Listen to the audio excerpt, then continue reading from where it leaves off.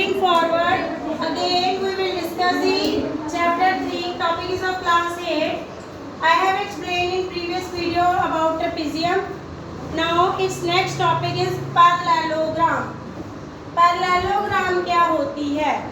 Parallelogram मतलब क्या आ गया? ये वर्ड किससे आ गया? पैरेलल से. It means something in the figure will be parallel. अब बेसिकली पैरेललोग्राम क्या होती है? जिसकी अपोजिट साइड्स इक्वल और पैरेलल हो, उसको हम क्या बोलते हैं? पैरेललोग्राम. तो क्या आ जाएगा? ये जो है मेरे पास, ये मैं पैरेललोग्राम ड्रॉ कर लेती हूँ. जो अपोजिट साइड्स हैं वो क्या होंगी? यहाँ पे मैं वर्ड बोल रही हूँ, पैरेललोग्राम की साइड्स इक्वल और क्या होंगी? पैरेलल होंगी. तो उसको ये मैं सिंबल इसलिए डाल देती हूँ कि इससे हमें पता चल जाए साइड्स इक्वल है. जो ए बी साइड है वो किसके इक्वल है? बी सी के. और सी डी किसके इक्वल है? ए बी के. इक्वल भी है और क्या है? पैरेलल भी है. तो कैसे लिखेंगे? पैरेललोग्राम में क्या होता है? Parallelogram is a quadrilateral if both of its pair of opposite sides are parallel and equal. मतलब इसकी जो अपोजिट साइड्स हैं वो पैरेलल भी होंगी और इक्वल भी होंगी. अब पैरेललोग्राम की हम प्रॉपर्टीज डिस्कस करेंगे. सबसे पहले मेरे पास फर्स्ट प्रॉपर्टी क्या है पैरेललोग्राम की? In a parallelogram opposite sides are equal. Opposite sides क्या है? ये मैं आपको पहले बता चुकी हूँ. Opposite sides are equal. Opposite side कौन सी है? ए बी किसके इक्वल है? सी डी के. ए बी किसके इक्वल आ जाएगी? सी डी के. और दूसरी अपोजिट साइड कौन सी है? ए डी किसके इक्वल आएगी? बी सी के.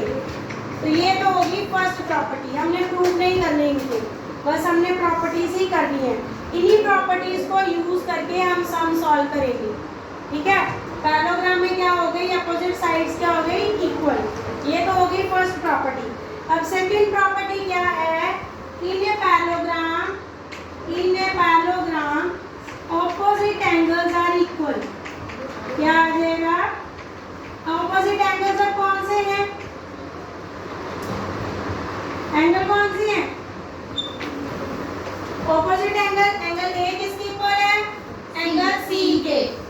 ऑपोजिट एंगल किसके इक्वल है? ए किसके इक्वल आ गया? सी के. ये सिंबल एंगल का है. और एंगल बी किसके इक्वल है? डी के. ये प्रॉपर्टीज आपने लर्न रखनी है. कहाँ पे कब अप्लाई करनी है? It will depend upon your own thinking. आपको बताया नहीं जाएगा पेपर में कि एंगल इक्वल करो, साइड्स इक्वल करो. ये आपने ही खुद सोचना है. यहाँ पे एंगल इक्वल वाली प्रॉपर्टी लगेगी, यहाँ पे साइड्स इक्वल वाली प्रॉपर्टी लगेगी. ठीक है. सेकंड प्रॉपर्टी क्या आ गई? In a parallelogram opposite angles are equal. अब थर्ड प्रॉपर्टी है in a parallelogram sum of any two adjacent angle is. ये इंपॉर्टेंट प्रॉपर्टी है. Sum of any two adjacent angle is 180. Angles is 180 degree. देखो जी, अब adjacent angle कौन कौन से हैं? पहले तो यहाँ पे एक sum word है. sum word का मतलब क्या होता है? sum का क्या मतलब होता है? add plus. अब दूसरा word है adjacent angles. adjacent angle कौन कौन से हैं? जो साथ लगते हैं angles. एंगल ए के कौन सा साथ लग रहा है? बी भी लग रहा है, डी भी लग रहा है.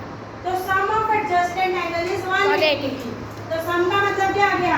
Angle A plus angle D is equal to 180 degree. या क्या हो सकता है? Angle A plus angle B is equal to 180 degree. ठीक है. अगर बी के एडजस्टेंट की बात करें तो बी के एडजस्टेंट कौन कौन से हैं? ए और सी. तो कैसे आएगा? एंगल बी के एडजस्टेंट ए प्लस बी 180 आ जाएगा. दूसरा क्या आ जाएगा? Angle B plus C is equal to 180 degree. ये रिपीट हो गया.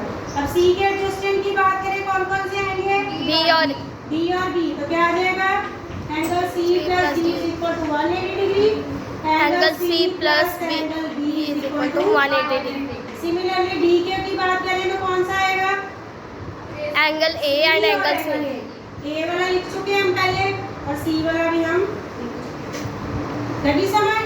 Yes, very ma'am. Important property है, ये बड़ी जगह यूज होगी। Yes, sum of adjusted angle is 180 degree. आगे आ गई 4 number property, in a parallelogram diagonals bisect each other. ये भी प्रॉपर्टी बड़ी इंपॉर्टेंट है। अब सबसे पहले यहाँ पे आपको डायगोनल्स का मतलब पता होना चाहिए। पता है डायगोनल्स का मतलब? Yes. 4 number property, in diagonal parallelogram diagonals bisect each other. अब डायगोनल्स का मतलब क्या होता है? अब यहाँ पे मैं आपको डायगोनल्स बता रही हूँ। दो वर्ड्स आ रहे हैं, एक डायगोनल्स एक बाइसेक्ट। डायगोनल्स कौन से होते हैं? जब हम ए को सी से ज्वाइन कर देते हैं, बी को दिस वन इज डायगोनल, और बी को मैं डी से ज्वाइन कर देती हूँ तो वो क्या बन जाता है? डायगोनल। डायगोनल। ठीक है। अब बाइसेक्ट का मतलब क्या होता है? बाय का मतलब होता है दो, बाय का मतलब होता है टू, बाय टू ही होता है ना, यूनि वन बाय टू। जो डायगोनल्स हैं वो एक दूसरे को क्या करते हैं? बाइसेक्ट करते हैं। बाइसेक्ट का मतलब इक्वल पार्ट्स में। जैसे ये है, मेरी बॉडी है, बॉडी को अगर मैं ऐसे सेंटर से डिवाइड कर दूं तो इधर वाला हाफ और इधर वाला हाफ क्या होगा? इक्वल होगा। इक्वल होगा ना, तो इसको बोलते हैं बायलेटरल सिमेट्री। क्या बोलते हैं? Bilateral symmetry. मतलब इधर वाला हाफ और इधर वाला हाफ दोनों क्या है? इक्वल है। अगर मैं इस चौक को सेंटर से कट करती हूँ तो वो क्या होगा? बाइसेक्ट हो जाएगा। अब यहाँ पे वर्ड क्या आ गया? डायगोनल्स बाइसेक्ट कर रहे हैं, तो डायगोनल कौन कौन से हैं? AC और BB दोनों बाइसेक्ट कर रहे हैं O पॉइंट पे। It means O AC diagonal कैसे बाइसेक्ट हो रहा है? OA और OC पे वो क्या होते हैं? Equals to OA is equal to OC, OB equal to OD। ये दोनों प्रॉपर्टीज आपके लिए न्यू है, 3rd और 4th नंबर में। ठीक है, समझ लगी? Diagonals ma'am. क्या होते हैं और बाइसेक्ट का मतलब क्या होता है? ओके, अब हमारे सिलेबस में यही 4 प्रॉपर्टीज हैं। इन्हीं 4 प्रॉपर्टीज को लेकर हम क्या करेंगे? आगे सम सॉल्व करेंगे। Thanks for watching.